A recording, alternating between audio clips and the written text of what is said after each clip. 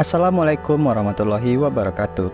Selamat datang di channel Penenang Hati, tempat di mana kita mempelajari dan berbagi ilmu tentang indahnya Islam. Baiklah, hari ini saya akan menceritakan tentang perjalanan indah dari seorang nabi di mana adanya keajaiban dan kebenaran akan kisah inspiratif seorang nabi. Mari kita bersama-sama mempersembahkan waktu untuk merenung dalam perjalanan luar biasa kehidupan seorang utusan ilahi. Namun sebelum itu jangan lupa untuk subscribe agar tidak melewatkan video-video menarik selanjutnya. Mari kita mulai. Nabi Ibrahim adalah anak dari Azar yang masih menjadi keturunan Sam bin Nuh. Nabi Ibrahim lahir pada tahun 2295 sebelum Masehi di negeri yang bernama Ma'usul. Nabi Ibrahim lahir di zaman kerajaan Raja Namrud. Raja Namrud adalah penguasa kerajaan Babilonia. Pada suatu ketika, Raja Namrud mendapat firasat dalam mimpinya bahwa ada seorang anak laki-laki yang akan membuatnya susah dan kelak akan meruntuhkan kerajaannya. Raja Namrud segera menurunkan perintah untuk membunuh setiap anak laki-laki yang ada di Babilonia. Anak yang dimasukkan dalam kisah tersebut adalah Nabi Ibrahim alaihissalam. Tetapi Allah menyelamatkan ibu Ibrahim dengan tidak memperlihatkan tanda-tanda kehamilan saat sang ibu mengandungnya, sehingga ibunya dapat melahirkan dan Ibrahim bisa tumbuh besar dan selamat dari kejahatan Raja Namrud. Pada suatu hari, Nabi Ibrahim bertanya mengenai patung yang dibuat ayahnya. Lalu ayahnya memberitahunya bahwa itu adalah patung-patung dari Tuhan. Nabi Ibrahim terheran melihat hal tersebut dan menolak pemikiran tersebut. Nabi Ibrahim memanfaatkan patung-patung itu untuk bermain, bahkan terkadang ia menunggangi punggung patung-patung itu seperti orang-orang yang biasa menunggang keledai. Pada suatu hari ayahnya melihatnya sedang menunggangi punggung patung yang bernama Marduk. Seketika ayahnya marah dan melarangnya untuk bermain dengan patung tersebut. Ibrahim bertanya, "Patung apakah ini wahai ayahku?" Kedua telinganya besar, lebih besar dari telinga kita. Ayahnya menjawab, "Itu adalah Marduk, Tuhan daripada Tuhan, wahai anakku." Dan kedua telinga yang besar itu sebagai simbol dari kecerdasan yang luar biasa. Ibrahim tampak tertawa, padahal saat itu beliau baru menginjak usia 7 tahun. Suatu ketika Ibrahim bersama ayahnya masuk di tempat penyembahan, tempat di mana patung-patung itu berada. Saat itu terdapat suatu pesta dan perayaan di hadapan patung-patung, dan di tengah-tengah perayaan tersebut terdapat dukun yang memberikan pengarahan tentang kehebatan Tuhan berhala yang paling besar.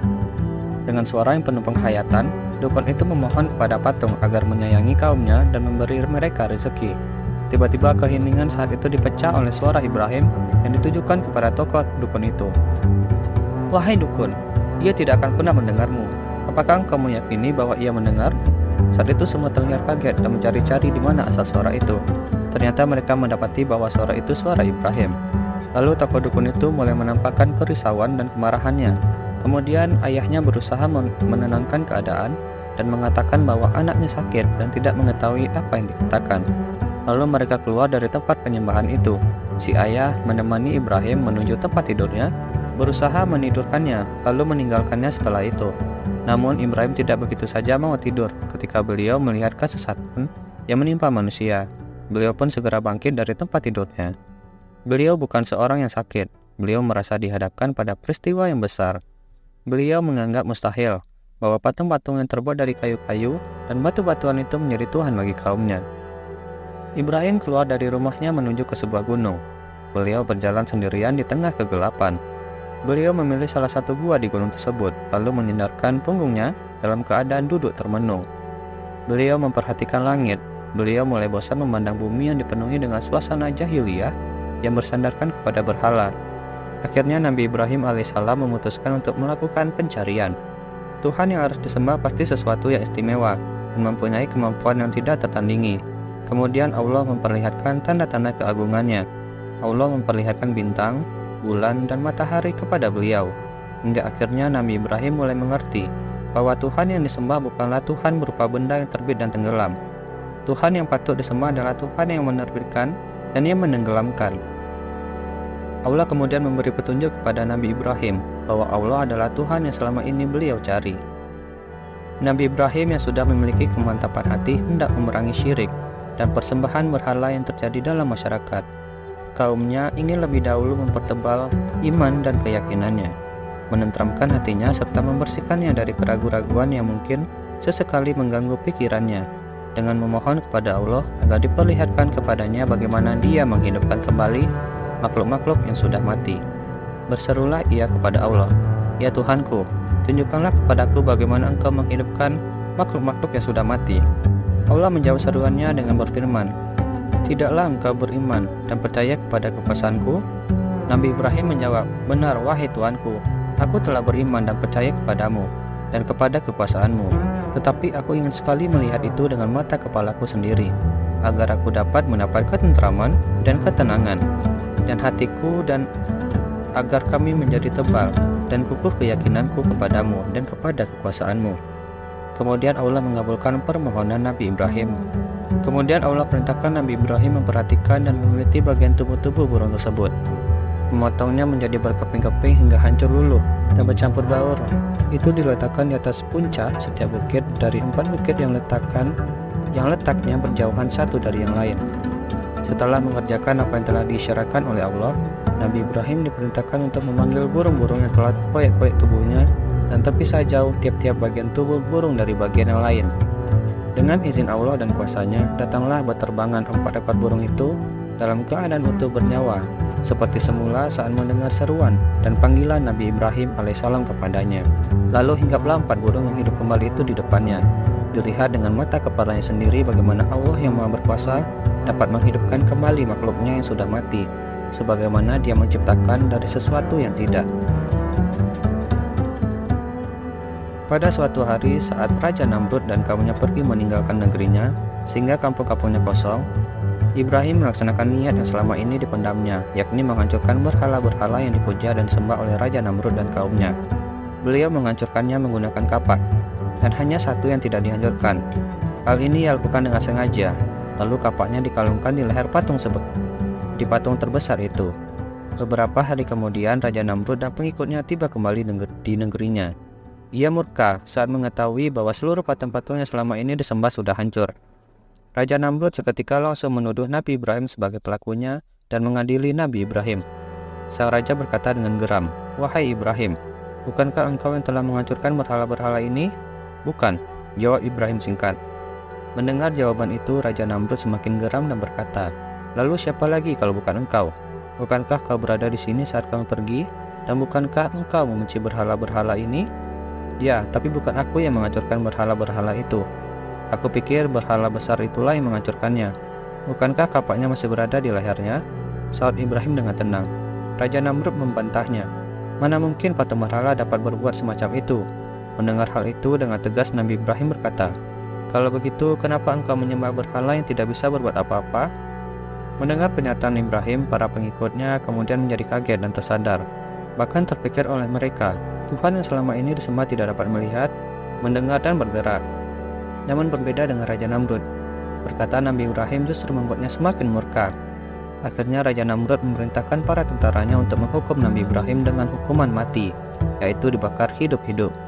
Akan tetapi Allah menyelamatkannya dengan kuasanya dan berfirman, artinya, "Kami berfirman, hai api, menjadi dinginlah, dan menjadi keselamatanlah bagi Ibrahim." Surat Al-Anbiya ayat 69.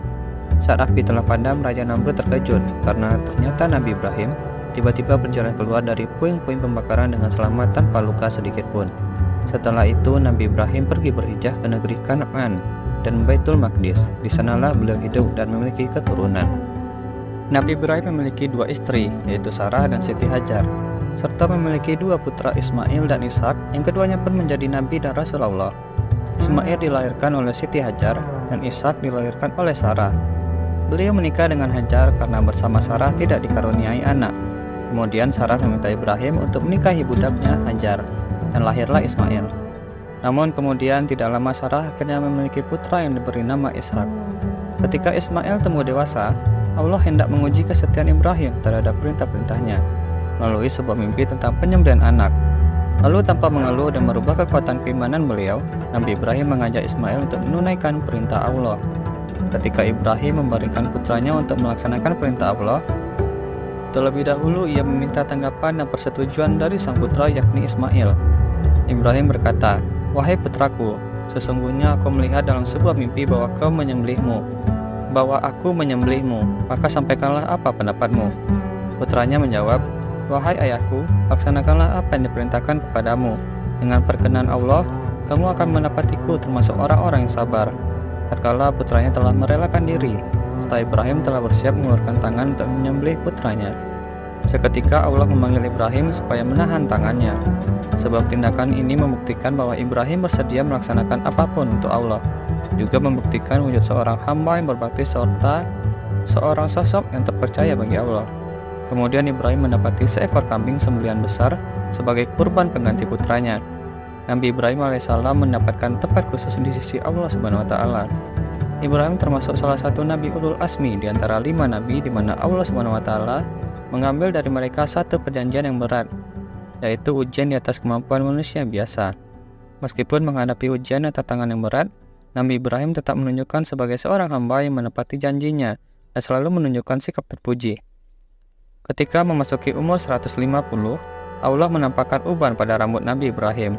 Ulama berkata, alasan Allah memunculkan uban kepada Nabi Ibrahim adalah karena Ishak, putra beliau, sangat mirip dengan beliau.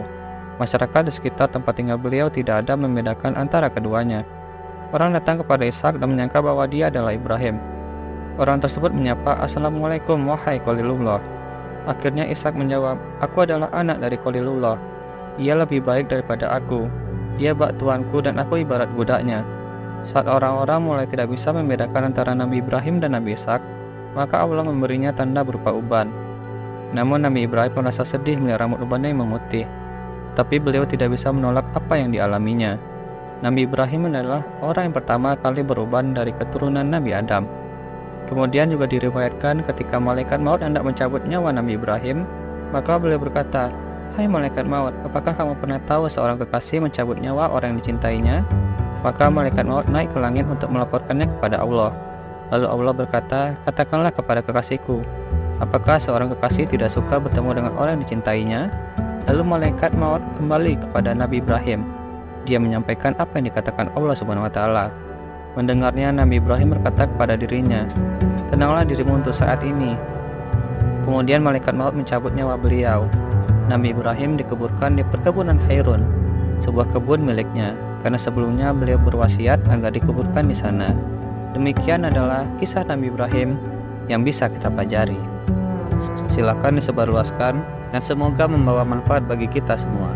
Assalamualaikum warahmatullahi wabarakatuh.